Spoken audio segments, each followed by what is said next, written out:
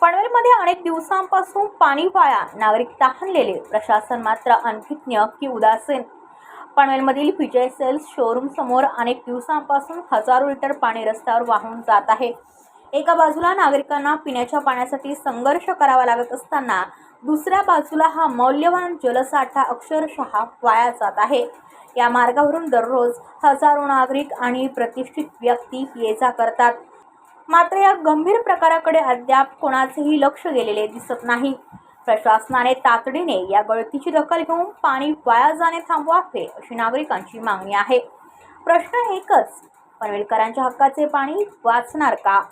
Bureau report Panvel वार्ता news. आपल्या परिसरातील बातम्या आमच्यापर्यंत पोहोचवण्यासाठी स्क्रीनवर दिलेल्या क्रमांकावर संपर्क साधू शकता।